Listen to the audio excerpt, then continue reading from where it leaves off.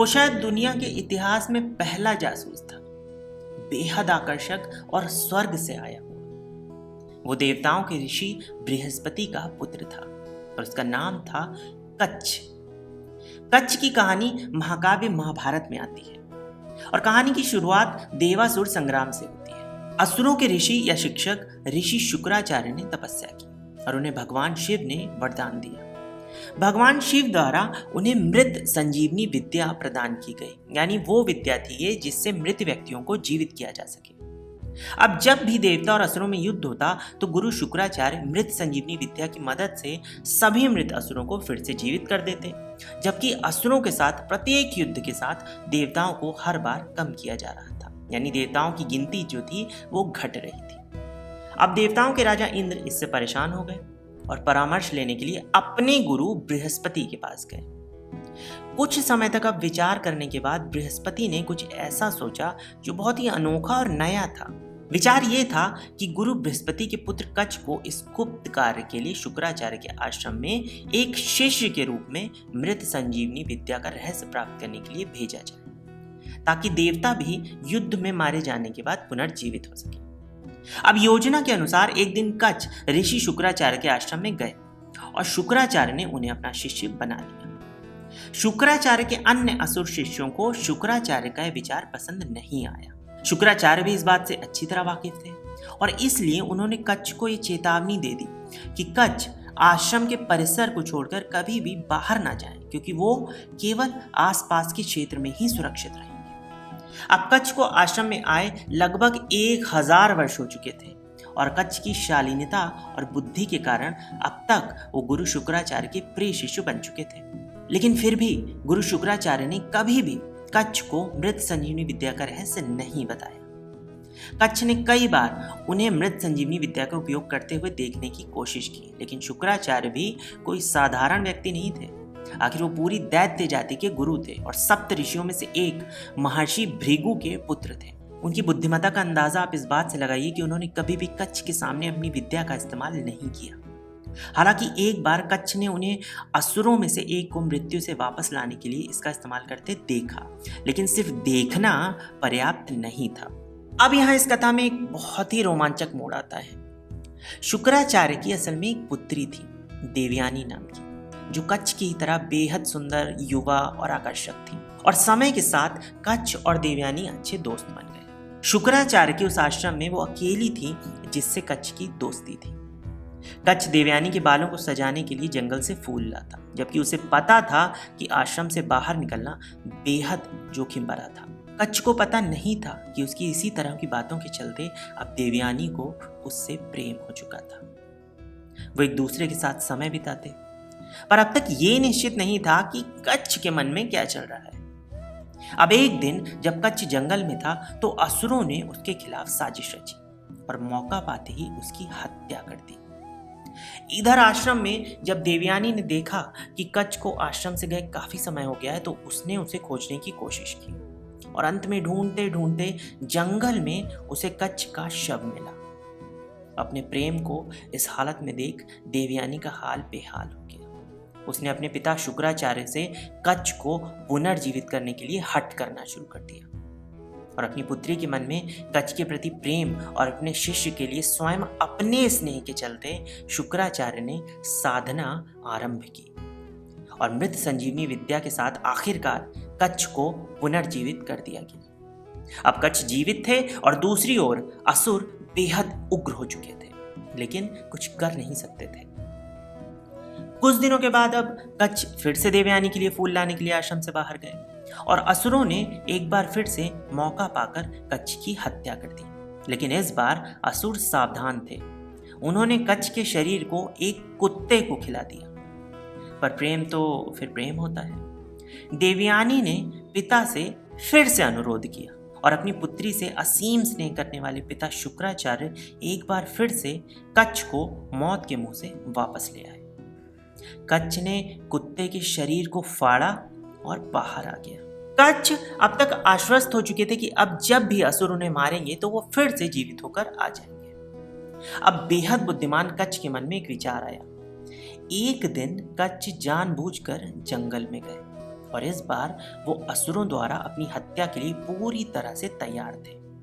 लेकिन असुर भी कम बुद्धिमान नहीं थे। उन्होंने एक योजना बनाई जो घातक और परिपूर्ण थी। अब कच्छ जंगल में था और असुर उसके पीछे हो लिए। एक जगह पर पहुंचने के बाद कच्छ ने अचानक महसूस किया कि वो असुरों के झुंड से घिर गए हैं। आखिरकार असुरों ने उन्हें मार डाला, लेकिन इस बार उन्होंने ना तो कच्छ के शरीर को वहीं छोड़ा और ना ही कुत्ते को खिलाया। उन्होंने उसके शरीर को जला दिया और उसकी राख को एक बड़ी बोतल में मदिरा यानी शराब के साथ मिलाकर अपने गुरु शुक्राचार्य के पास चले गए। उन्होंने गुरु से कहा कि वो उनके साथ उत्सव मनाना चाहते हैं और उन्हें शराब पीने के लिए कहा। शुक्राचार्य अपने असुर छात्रों को ना नहीं कह सके और मदिरा पी गए। अब जब देवयानी ने अपने पिता को बताया कि कच्छ फिर से गायब हो चुके हैं, तो शुक्राचार्य ने उन्हें खोजने की कोशिश शुरू की। लेकिन ऐसा करते करते शुक्राचार्य को एहसास हुआ कि कच्छ कहीं बाहर नहीं बल्कि उनके अपने पेट में ही है। शुक्राचार्य ने देवयानी की ओर देखा। देवयानी ने महसूस किया कि कच्छ को वापस लाने के लिए शुक्राचार्य को मरना होगा। अब यहाँ ये देखा जा सकता है कि कच्छ की जो योजना थी वो हर तरह से परफेक्ट थी, कंप्लीट थी, क्योंकि अब अगर शुक्राचार्य कच्छ के लिए मृत संजीवनी मंत्र पढ़ेंगे तो स्वयं उनकी मृत्यु हो जाएगी, क्योंकि कच्छ उनके शरीर को फाड़ देगा और बाहर आ जाएगा। और अगर वो अपनी मृत्यु नहीं चाहते हैं तो उन्हें कच्छ को मृत संजीवनी विद्या सिखानी ही होगी, ताकि वो शुक्राचार्य को शरीर से बाहर आकर फिर से जीवित कर सकें। शुक्राचार्य के पास अब कच्छ को फिर से जीवित करने के अलावा कोई चारा नहीं था, क्योंकि वो जानते थे कि कच्छ के बिना देवयानी जीवित नहीं रह पाएगी। और देवयानी ने शुक्राचार्य को पहले ही बता दिया था कि वो ना तो कच्छ के बिना जीवित रह सकती हैं और ना ही अपने पिता के बिना। अब एक ही रास्ता था। शुक्राचार्य ने कच्छ को पुनर्जीवित करने की प्रक्रिया इस तरह शुरू की कि कच्छ उनके भीतर ही, उनके पेट के अंदर ही मंत्रों को भी सुन सके और मृत संजीवनी विद्या का उपयोग करने की जो प्रक्रिया है वो भी समझ सके। यहाँ ध्यान दीजिएगा दोस्तों कि शुक्राचार्य दैत्यों के गुरु थे, फिर भी इतने महान व्यक्तित्व के थे कि उन्होंने कच्छ पे भरोसा किया, विश्वास किया कि वो भी उन्हें पुनर्जीवित करेगा, और उन्होंने प्रक्रिया शुरू की।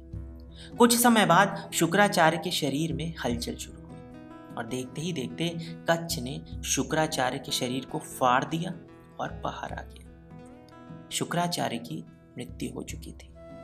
देवयानी बुरी तरह से रो रही थी। यहाँ ये भी ध्यान देने योग्य है दोस्तों कि कच्छ अब आश्रम छोड़कर जा सकते थे, क्योंकि अब उनके पास मृत संजीवनी विद्या थी। उनका कार्य पूरा हो चुका था और शुक्राचार्य की मृत्यु के साथ ही अब कोई भी असुरों को कभी भी जीवित नहीं कर सकता था। लेकिन कच्छ भी एक असाधारण व्यक्ति थे और उससे बढ़कर शुक्राचार्य के शिष्य थे। वो अपने गुरु को इस अवस्था में छोड़कर नहीं जा सकते थे। उन्होंने मृत संजीवनी विद्या का प्रयोग आरंभ किया और आखिरकार शुक्राचार्य को पुनर्जीवित कर दिया। देवयानी के जीवन में प्रेम के दोनों कारण अब जीवित हो चुके थे और वो अत्यधिक प्रसन्न थी। अब कच्छ को वापस जाना था। कच्छ आश्रम से वापस देवलोक जाने ही वाले थे कि देवयानी उनके पास गई और उनके सामने विवाह का प्रस्ताव रख दिया। कच्छ को देवयानी पसंद करती थी। हो सकता है वो भी उनसे प्रेम करते हों, लेकिन वो इस कार्य के लिए यहाँ नहीं आए थे। वो एक गुप्त योजना के चलते आए थे और वो देवताओं और अपने पिता को निराश नहीं कर सकते थे। कच्छ ने देवयानी से कहा कि क्योंकि वो शुक्राचार्य के पेट से निकले हैं, इसलिए अब वो देवयानी के भाई के समान हैं और वो उनसे शादी नहीं कर सकते। देवयानी ये सुनकर अवाक रह गई। वो कुछ नहीं कह पाई। लेकिन जब कच्छ स्वर्ग को जाने लगे और शुक्राचार्य के आश्रम से निकल रहे थे, तो देवयानी ने क्रोध में आकर कच्छ को श्राप दे दिया।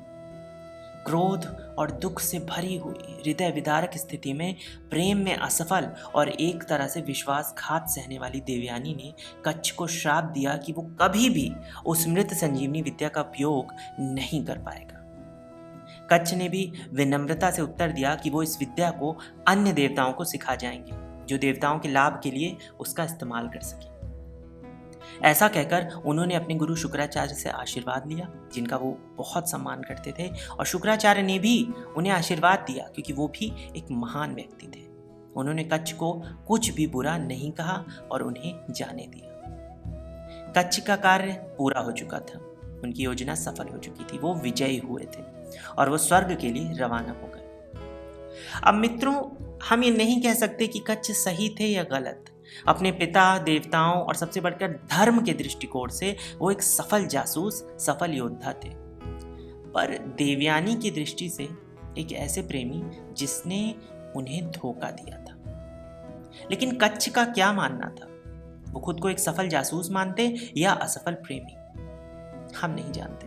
वो हमारे महान महाकाव्य महाभारत में आए और बस अपना कर्तव्य पूरा करके अपनी निजी भावनाओं को छोड़कर धर्म पालन करके चले गए।